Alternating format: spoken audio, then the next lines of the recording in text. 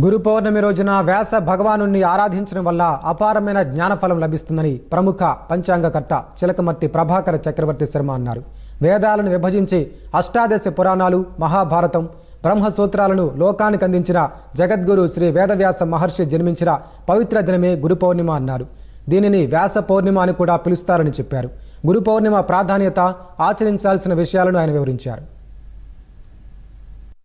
గురు పౌర్ణమి రోజు ప్రతి ఒక్కరూ ఆచరించవలసిన ముఖ్య విషయాలు. పుణ్య నదీ స్నానాలు వంటివి చేయడం, ఉపదేశం వంటివి ఇచ్చినటువంటి గురువులు ఉంటారు, అటువంటి వారిని పూజించడం, అటువంటి వారిని సత్కరించడం, అటువంటి వారి యొక్క ఆశీస్సులు పొందడం వంటివి చేయాలి. వేద వ్యాసుల వారిని స్మరించాలి, పూజించాలి.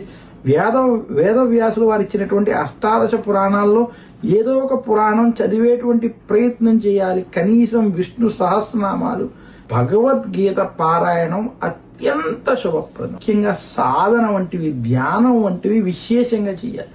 గురు పౌర్ణమి రోజు తెలిసి గాని తెలియక గాని దక్షిణామూర్తిని పూజించడం, దక్షిణామూర్తిని ఎదురుగుండా పటం పెట్టుకుని ఆయన ఎదురుగుండా ధ్యానం చేస్తూ కూర్చున్నటువంటి వారికి విశేషమైనటువంటి అనుగ్రహం కలుగుతుంది. గురు పౌర్ణమి రోజు ఎవరైతే ఈ సాధకులు గనక విశేషంగా వారికి జ్ఞానాన్ని, మోక్ష మార్గాన్ని చూపించినటువంటి గురువుల్ని తలుచుకుంటారో, పూజిస్తారో, ఆరాధిస్తారో, అటువంటి వారికి వారి యొక్క అనుగ్రహం వల్ల మోక్ష మార్గం కలిగి దాని ద్వారా మోక్షం కలుగుతుందని కూడా శాస్త్రాలు తెలియజేస్తున్నాయి.